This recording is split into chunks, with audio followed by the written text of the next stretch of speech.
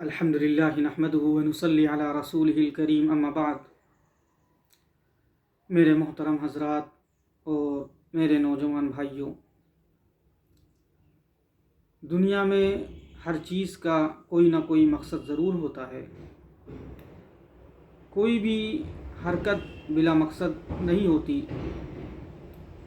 جب ہم گھر سے مسجد کی طرف آتے ہیں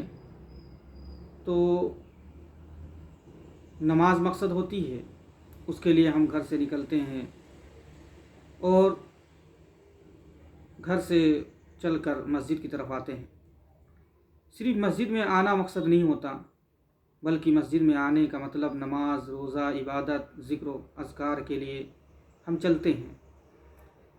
اسی طرح کوئی طالب علم اسکول یا مدرسہ یا مکتب کی طرف جاتا ہے تو اس کا مقصد ہوتا ہے تعلیم حاصل کرنا، علم حاصل کرنا۔ اسی طرح جب ہم کسی سفر کے لیے کسی ٹرین پر بیٹھتے ہیں تو کوئی نہ کوئی اسٹیشن ضرور ہوتا ہے جہاں پر ہم سب کو اترنا ہوتا ہے، جو ہماری منزل مقصود ہوتی ہے۔ میرے بھائیو، بزرگو، دوستو، اسی اصول کے پیش نظر آپ غور کریں تو زندگی بھی ایک حرکت ہے کہ ایک طرف سے آپ چلے ہیں اور ایک طرف جا رہے ہیں، اور یہ کوئی چھوٹی موٹی حرکت نہیں کہ 10-20 میل کا سفر کر لیا، بلکہ یہ ایک لامحدود حرکت ہے، اور یہ حرکت بہت دور سے چلی ہے۔ ہم اور آپ یہ سمجھے ہوئے ہوں گے کہ جب ہم ماں کے پیٹ سے نکلے تو حرکت شروع ہوئی۔ نہیں، ماں کا پیٹ تو ایک اسٹیشن ہے، حرکت اوپر سے آ رہی ہے، اور وہ حرکت جس کو قرآن شریف میں فرمایا گیا کہ الست بربکم، کہ اللہ تبارک و تعالیٰ نے ایک وادی میں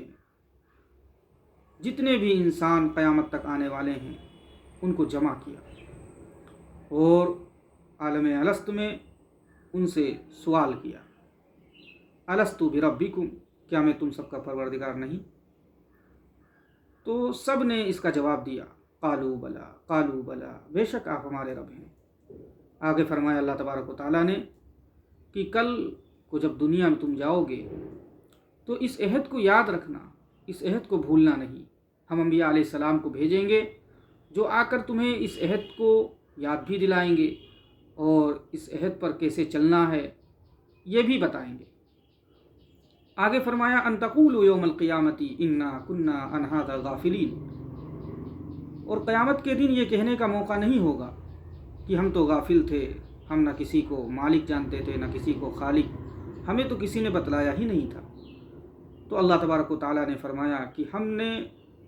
اپنے مالک ہونے کا اقرار تم لوگوں سے کرا لیا، اور تم سب نے ہماری ربوبیت کا اقرار کیا۔ اللہ تبارک و تعالیٰ نے آدم علیہ السلام کو گواہ بنایا، زمین و آسمان کو گواہ بنایا کہ ہم نے تم سب کو تعلیم دے دی، اور تم سب کو ہم نے اپنا جمال دکھایا، اور سب کو اپنی ربوبیت کو تم سب نے مانا۔ اب کل کو جب تم دنیا میں جاؤ گے تو مجھے بھولنا نہیں۔ میرے بھائیو، بزرگو، دوستو، انبیاء علیہ السلام آتے رہے اور یہ سلسلہ چلتا رہا، اور انبیاء علیہ السلام اسی عہد کو یاد دلانے کے لیے کہ تم نے جو اقرار کیا تھا کہ آپ ہی رب ہیں، آپ ہی پالنے والے ہیں، آپ ہی ہمارے مالک ہیں، اور آپ ہی عبادت کے لائق ہیں، اور آپ کے سوا کوئی عبادت کے لائق نہیں، تو انبیاء علیہ السلام نے اس کو بتایا اور اس کو کر کے دکھلایا اور دوسروں تک اس کو پہنچایا۔ میرے بھائیو، بزرگو، دوستو، میرے کہنے کا مقصد یہ ہے کہ انسان چلا ہے عالم الست سے، انسان عالم الست سے چلا، اپنے آدم علیہ السلام کے پشت میں آیا،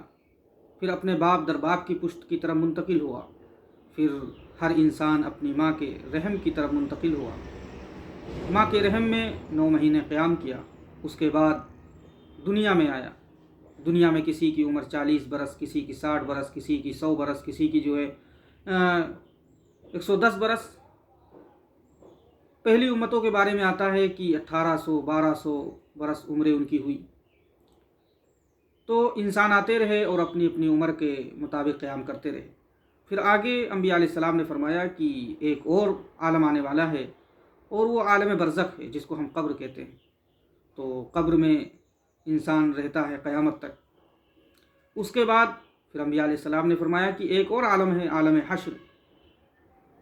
اس کے بارے میں حدیث ہے کہ ایک دن، عالم حشر کا ایک دن 50,000 سال کا ہوگا، اس میں سارے اولین و آخرین جمع ہوں گے۔ پھر انبیاء علیہ السلام نے فرمایا کہ ایک اور عالم آنے والا ہے اور وہ جنت ہے۔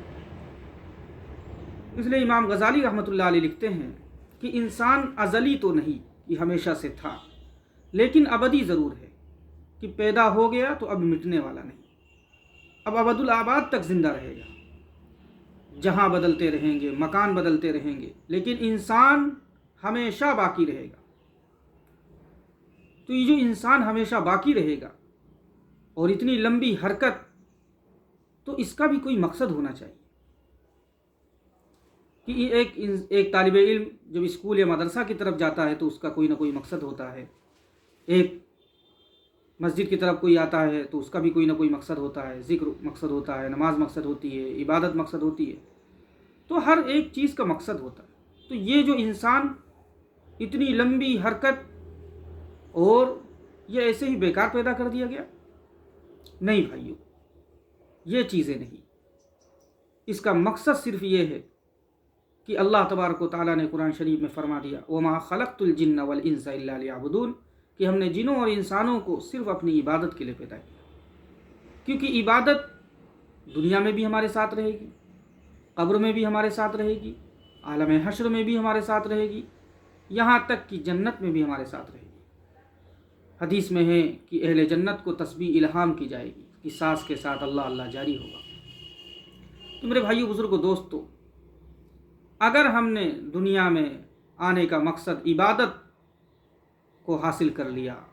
اور اللہ کی اطاعت میں اپنے آپ کو لگا دیا اور اللہ کے رسول صلی اللہ علیہ وسلم کی ایک ایک سنت کو، ایک ایک حکم کو، ایک ایک طریقے کو اپنے زندگی میں سمو لیا اور پیوست کر لیا، تو ہم نے اپنی زندگی، اپنی دنیا میں آنے کا مقصد پورا کر لیا۔ اور اگر عبادت و اطاعت میں اپنی زندگی نہیں لگائی تو یہ دنیا میں آنے کا مقصد ہمارا بیکار ہو گیا، زندگی رائے گاہ چلی گئی۔ اس لیے میرے بھائیو، بزرگوں، دوستو، بہت سوچ سمجھ کر ہمیں زندگی گزارنی ہے کہ اللہ تبارک و تعالیٰ نے ہم سب کو اس دنیا میں کیوں بھیجا ہے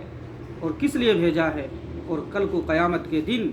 اس کا جواب ہمیں دینا ہوگا، جو عالم الست میں ہم نے اقرار کیا تھا اور ہم سب نے اقرار کیا تھا کہ آپ ہی سب کچھ کرنے والے ہیں اور آپ ہی عبادت کے لائق ہیں۔ تو ہم کیوں نہ اس چھوٹی سی زندگی میں اس عہد کو یاد رکھیں اور اس عہد کو اپنے دل میں رکھیں اور اس کو ہر وقت یاد رکھیں اور اپنی زندگی کو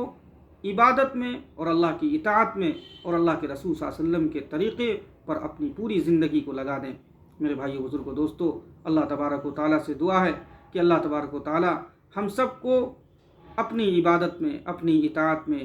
اور اللہ کے رسول صلی اللہ علیہ وسلم کی سنت سے محبت کرنے والا اور ان کی پیروی کرنے والا بنا دے۔ اللہ تبارک و تعالیٰ ہم سب کو دین کا داعی اور دین کا سپاہی بنائے اور ہم سب سے دین کا کام لے لے۔ آمین۔